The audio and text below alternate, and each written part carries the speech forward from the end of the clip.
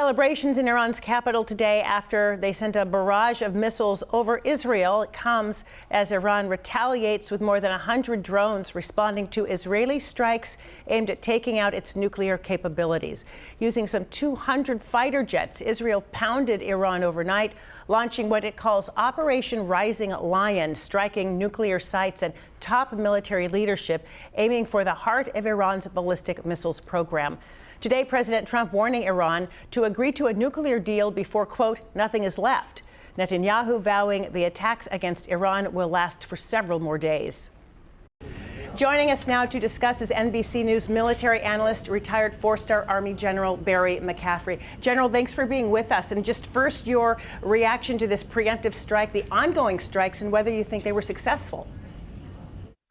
Yeah, well, it was an extraordinary action. There's no question about it. The Israelis went after nuclear facilities, the weaponization of those nuclear fissile materials, and also their anti-aircraft defenses. They also apparently successfully decapitated much of the senior leadership of both the Iranian armed forces and the Revolutionary Guards. I think the Israelis were persuaded the Iranians were on the verge of potentially having 10 to 15 nuclear weapons within 60 to 90 days. That's why they strike. And I was going to ask you, how close were they really to developing a nuclear weapon? So you're saying just in a matter of weeks, actually? Yeah, I think they've gotten an awful lot of highly enriched uranium up to 60% level. They can get it to 90% plus, which is weapons grade, in a fairly short period of time, a matter of days or weeks. So a lot of this is speculation, but I think the Israelis and the U.S. were persuaded that they potentially were in a breakout situation to actually possess nuclear weapons. You mentioned the loss of Iran's military leadership, but also the nuclear scientists. So do you think this is going to then deter future nuclear development on the part of Iran?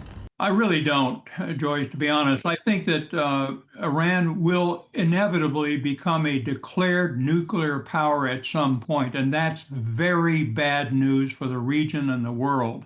The Israelis do have an undeclared nuclear capability. Most people think it's probably 90 some odd plutonium weapons that can be air or sea delivered, and another couple of hundred nuclear weapons in the form of just the fissile material. So we do not want to see two nuclear powers in the Middle East. The Israelis will view it as a threat to their existence. The U.S. has said that it was not really involved in these strikes against Iran, but it is now helping Israel defend itself against retaliatory strikes. So what do you think this is all going to mean for the U.S. in terms of diplomacy, for the release of hostages, because Israel's still dealing with Gaza, and a nuclear deal? Well, I actually think it's possible and perhaps even likely that these strikes by the Israelis will put pressure on the Iranians to actually negotiate in good faith. We will see, but my guess is within 60 days, there'll be an attempt to reconnect diplomatically and to sort this out in some semi-permanent fashion. But again, I don't think the Israelis have the capacity to destroy the Iranian nuclear program. They can't do it. The United States Air Force and naval power probably could in 60 plus days. We have 30,000-pound bunker-busting bombs. The Israelis don't. So I think it's possibly a good thing in the short run, and hopefully it will lead to renewed negotiations. What would have to happen, in your view, for the U.S. to get involved? Is there some red line that would be crossed that the U.S. would be engaged in this, where it could really expand to more of a global conflict? Well, I think the Iranians would be ill-advised to attack U.S. bases. There's a dozen bases in the Middle East. There's a lot of U.S. Air Force power. There's a U.S. carrier battle group, the Carl Vinson in the Arabian Sea. So these 40,000 troops, U.S. troops, if placed at risk, would be a red line. And I think it would drag the United States into a counterstrike of significant proportions. I don't think that's going to happen. I certainly hope it doesn't.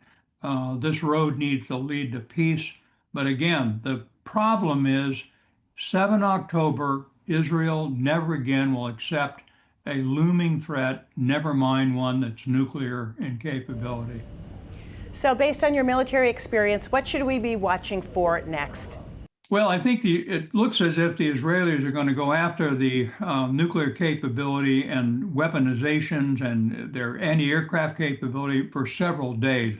The Iranians will respond. They still have 1,300 ballistic missiles they can employ. So far, their military response has been pathetic. Probably 100 drones fired, and they're alleging 200 plus ballistic missiles. But it wasn't a coordinated attack. So I think the decapitation of their military and Revolutionary Guard leadership, along with their chief nuclear weapons control negotiator, has put them in real chaos. Well, they'll try and sort themselves out in the coming week. We hope it's de-escalation and not regional war. General Barry McCaffrey, we are always so grateful for your insight. Thanks so much.